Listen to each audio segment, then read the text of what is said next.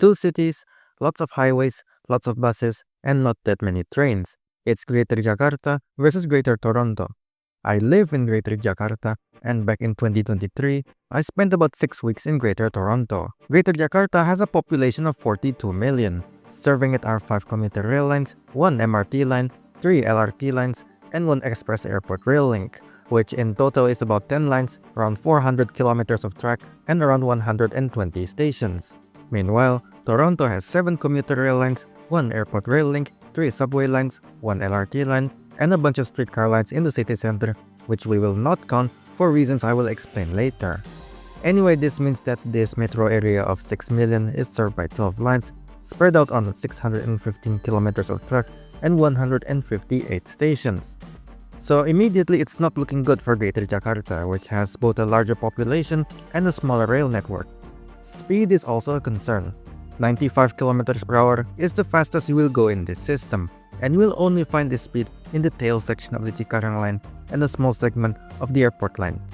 Most lines have speeds ranging from 70 to 80 kilometers per hour. GO trains meanwhile regularly exceed 100. Where Jakarta wins is headways, at least for commuter rail.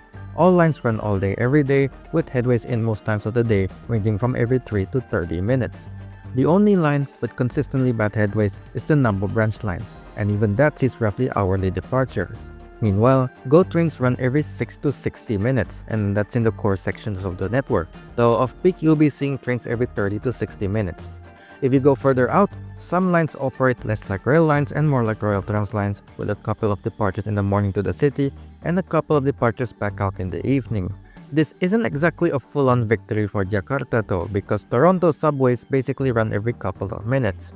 Meanwhile, MRT Jakarta runs every 5 to 10 minutes, LRT Jakarta runs every 10 minutes flat, and LRT Jabodebek runs every 8 to 19 minutes. Comfort is another win for Toronto. Their double-decker trains are comfy, lots of seats, off-peak you will get a seat. Jakarta meanwhile, you're standing, but I understand why they choose this type of train. They need all the capacity that they can get.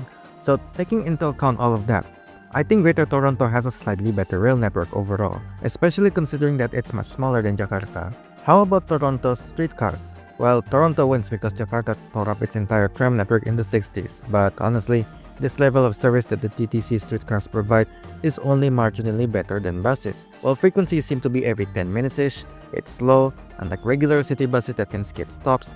This thing stops at every stop, and it definitely takes its time in every stop, and the stops themselves are every 250 meters apart, and it still gets stuck in traffic.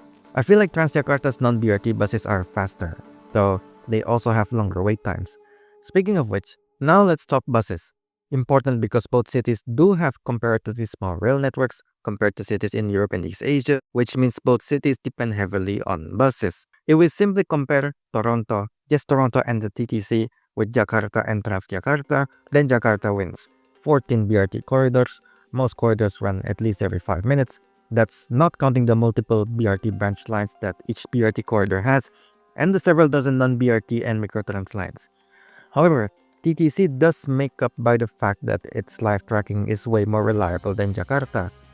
The TTC and all bus operators in Greater Toronto provide both a set schedule and live tracking for their buses. Jakarta only provides live tracking, and that is a problem. Enter the terminus problem. Imagine you're waiting for a stop that's like 500 meters away from the start of the line. A bus is already waiting there.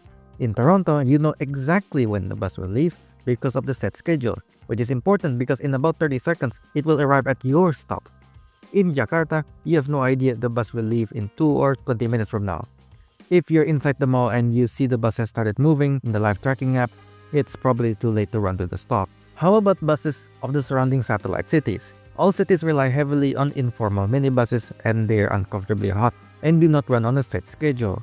If we're talking about proper city bus lines, Tangerang City has 4 lines. Yes, 4 lines for a city of 2 million, Bekasi has 1 for a city of 3 million, Depok also has 1 for a city of 2 million, Bogor has 5 for a city of about 1 million, and South Tangerang has 0 despite having a population of 1.5 million. Well, South Tangerang is special because a large chunk of it is developed by private real estate developers instead of sprawling organically, and these developers do provide an internal shuttle bus network. But their frequencies are terrible, and the live tracking either doesn't exist or it's very unreliable, borderline unusable. Meanwhile, when I visit Greater Toronto, I stayed with my family in Brampton and I could go everywhere by bus. I visited Mississauga, Toronto, Vaughan, and Scarborough all by bus. It has never left me stranded. If Google Maps says something arrives in 15 minutes, something will arrive in 15 minutes, and most major roads are served by at least every 20-minute service. Even random suburban back roads have at least hourly service. It's not just the service though. The terminals are nice with clear wayfinding, and there's even dedicated lanes in the suburbs. Though York's BRT has awful frequencies for BRT standards. Every 20 minutes off-peak is diabolical, considering how well built the infrastructure is. There's also this transitway in Mississauga. Back in Jakarta, also in the suburbs, the street in front of my housing cluster has a bus stop but no buses. So is the 8-lane main boulevard with multiple malls, offices, apartments, and universities either on it or nearby. No all-day bus, just some shuttle services to Jakarta with a couple of departures at rush hour. I have to drive or order a taxi to the nearest bus stop with all-day service.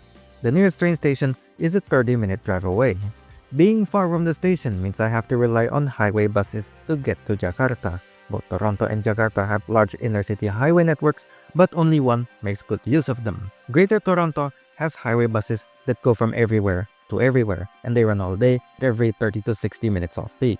For Brampton, I can take the GO bus to Vaughan, Scarborough, Mississauga, but not Toronto. But that's okay because you have the GO train for that. Jakarta also has highway buses. They even run every 20 minutes off-peak. But coverage is more limited and the feeder bus is non-existent, so you will need to take a taxi to the bus stop. The network is also extremely radial, mainly serving trips from the suburbs to Jakarta, which is fine because, well, this is Transjakarta.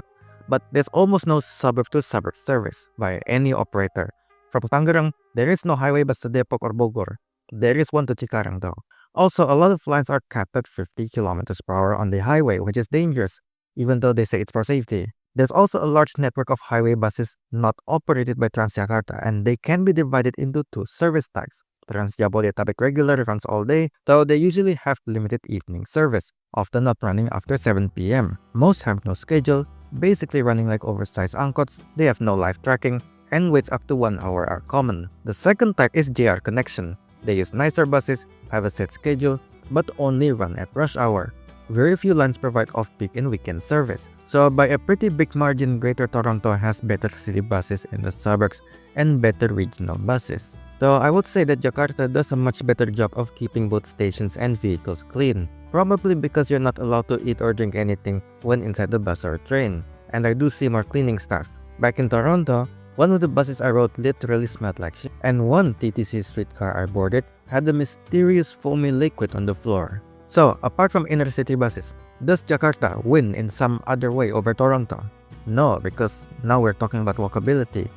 But Jakarta does win in a subcategory within walkability. Downtown Toronto is great for walking, I don't need to explain why. Suburban Toronto not so much. I'm lucky, I get to stay within walking distance to Bramalea City Centre. But the same can't be said for the vast majority of residents in suburban Greater Toronto. Sidewalks across the board are good, but when your zoning segregates housing and commercial spaces, everything becomes too far to walk to. This is one advantage Greater Jakarta does have. Almost everyone, even in car center developments, lives within walking distance to the local Alfamart or Indomaret. Yes, they might get run over by a Toyota Fortuner on the way, but the choice is there. I should also add that Greater Toronto manages to do all of this despite being a car-centric city. Lots of single-family homes with big lawns, wide roads, and almost everyone I know there owns a car. Suburban Jakarta has no excuses to be this bad. Toronto's success is actually pretty easy to replicate. Get a bunch of buses, open more lines, especially in the suburbs and on the highways, and especially on Jakarta's ring roads, connect them with the existing rail network, maybe a bit of bus lane here and there, and make a schedule for each line. These are changes that can be done in the span of several months, and cost a fraction compared to building a metro line. Though of course we should be building more metro lines, this is to provide some kind of transit while waiting potentially decades for Jakarta's rail network to expand. If you were to ask me, which city has better transit? If you're just comparing Toronto and Jakarta proper, I would say Jakarta, but only by a small margin. If we were comparing Greater Toronto and Greater Jakarta, then Greater Toronto absolutely blows Greater Jakarta out of the water.